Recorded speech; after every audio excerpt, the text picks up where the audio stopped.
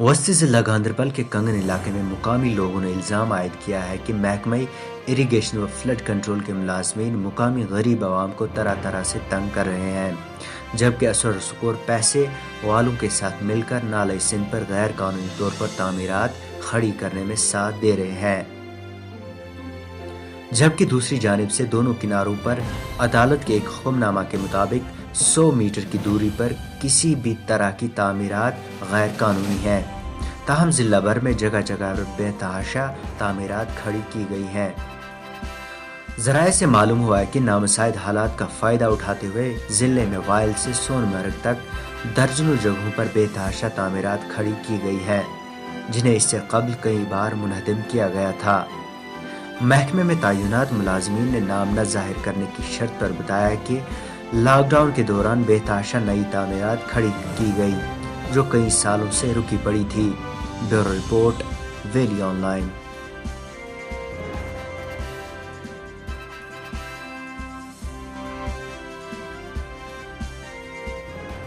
जनाब, मेरे भाई ने यहाँ पे मकान बनाया था, इसकी अभी बेडी हुई थी, तो फ्लड वालों ने आके इसको डिसमिसल कर दिया।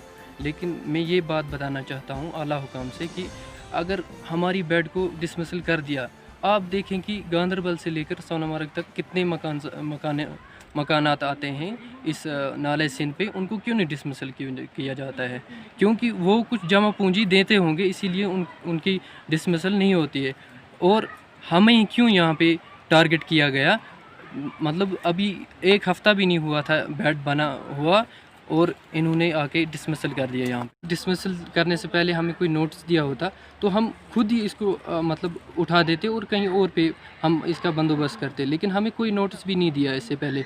ऐसे ही खुद ही आदमी आ गए, उनके साथ बहुत सारे इदारे थे और भी, और आके इसको डिसमिसल कर दिया। इस वक्त हमने अगर कुछ मतलब मेहनत की है, हमने मज़दूरी करके ये बेड बनाया था, ये वही जानता है जो एक मज़दूर होगा, पैसे की कदर वही जानता है कि कितनी उसको मेहनत लगती है ये पैसे कमाने में। अगर मैं बात करूं तो यहाँ पे नॉन लोकल्स आके यहाँ पे बिज़नेस पर्पज़ के लिए यहाँ पे इदारे बनाते हैं, कोई होटल्स बनाते हैं, रेस्टोरेंट्स बनाते हैं, बिल्डिंग्स बनाते हैं, उनको कोई कुछ नहीं बोलता है। लेकिन हमारे गरीब के लिए, हम यहीं के लोकल्स हैं, हमें इतना जो टाइम हुआ यहाँ पे रहते हुए, हमें क्यों बताया जा रहा है? बस ये मेरा सवाल है आला हुकाम से, और हमारे लिए एक मतलब सलूशन निकाले। हम कहाँ पे जाएंगे अगर हमारी ज़मीन इधर ही है, और हम कहाँ पे जा सकते हैं? वरना तो हमारी ज़मीन का कुछ मुतबादिल हो, फिर हम कहीं और पे जाके हम बच सकते हैं। आपका शुक्रिया यहाँ आना, मन गरीब के उस गिरे हुए मकान को देखने के लिए। मेरा मकान जो बोसीदा है उसमें मेरे बच्चे, मैं यहाँ रो रहा था, तो 3 महकमे आए, उन्होंने मेरा ये बेड बनाई हुई गिराई। अगर ये उनको ये पता था इसको यहाँ बेड बनानी है, या उनके मुलाजिम जो तनख्वाह लेते हैं वो आते, वो मुझे कहते भाई ये नाले सिंध पे नहीं है इजाज़त, दूर किसी जगह बनाओ। मैं बनाऊँ कहाँ? मेरे बाप दादा बुढ़ बाबा की वक़्त की ज़मीन है। मेरा मकान आपने देखा 150 साल का बना हुआ है। अच्छा, इस साल बर्फ़ गिरी तो मैंने अल्लाह से अर्ज़ की कि मेरे इस अयाल को बचाना। आपने भी देखा मेरा बोसीदा मकान 150 साल का है। इस 150 साल में कोई यहाँ आया नहीं। ये आए, इन्होंने मुझ पे ज़बरदस्ती की। मेरा बच्चा इस प्राइवेट स्कूल का 100-200 रुपए की तनख्वाह लेकर उसने कुछ पैसे जमा किए मकान बनाने के लिए। मुझे क्या दिया गवर्नमेंट ने कि मेरा आकर उन्होंने ये नुकसान किया।